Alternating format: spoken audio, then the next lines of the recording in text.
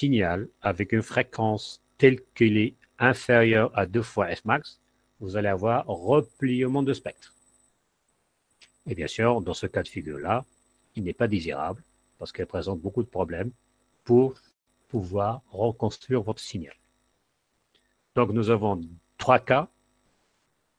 Fréquence d'échantillonnage supérieure à 2 fois la fréquence maximale de votre signal.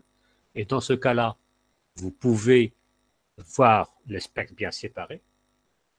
Si FE est égal à 2 fois Fmax, donc les spectres ils vont se toucher. Mais si FE est inférieur à 2 fois Fmax, donc là, les spectres vont entrer l'un à l'intérieur de l'autre. Il y a chevauchement, il y a repliement de spectres. C'est ce qu'on appelle le aliasing. Donc, c'est replissement de spectre, ou bien le recouvrement spectral, ou bien aliasing. Ah. Donc, ça, c'est ce phénomène-là, chevauchement des spectres.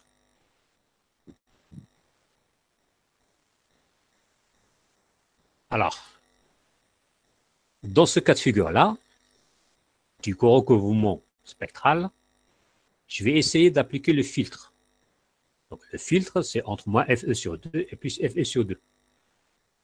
Et bien sûr, si je fais le filtre, si j'ai le filtre ici, alors le signal que je vais reconstituer, donc, c'est celui-là.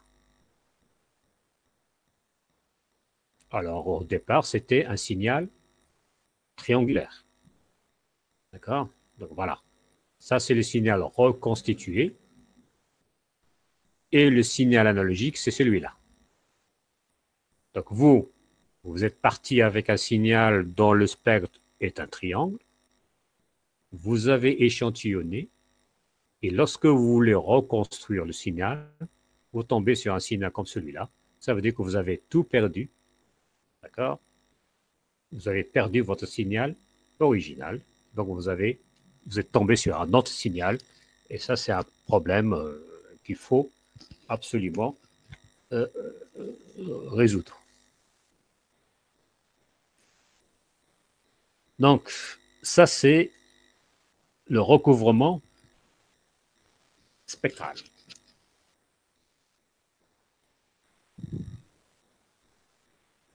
Alors, une fois qu'on a défini le recouvrement spectral, alors quel est le théorème d'échantillonnage? Alors, le théorème d'échantillonnage, bah, c'est grâce à M. Lachanon et Nyquist. Hein. Donc, ils ont trouvé le théorème tous les deux, mais chacun travailla dans son petit coin. Hein. D'accord? Ils ne travaillaient pas ensemble. C'est la raison pour laquelle le théorème d'échantillonnage, on part sur le théorème de Shannon-Nyquist. Hein, pour ne pas oublier l'un des deux. Bon. Alors, que dit ce théorème d'échantillonnage? Alors, je prends un signal comme ceci, analogique, de fréquence 90 Hz. Je vais l'échantillonner à 1 kHz. Ça veut dire qu'à chaque 1 milliseconde, je vais prendre un point. Voilà. Voilà les points que je vais prendre le long de ce signal. Vous voyez bien que déjà à l'œil nu, maintenant, vous voyez bien que l'ensemble de ces points rouges, d'accord, ils forment le signal bleu. Voilà. Donc, j'ai bien échantillonné le signal. Je prends celui-là. Donc, c'est un signal de 310 Hz échantillonné à la même fréquence 1 kHz.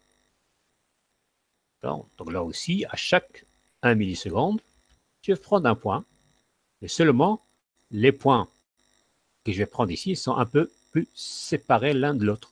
Ce n'est pas comme ici. D'accord? Donc, les points sont un peu plus serrés. Là aussi, je peux voir que l'ensemble de ces points rouges forme le signal bleu. D'accord? Voilà. Je prends celui-là. Un signal de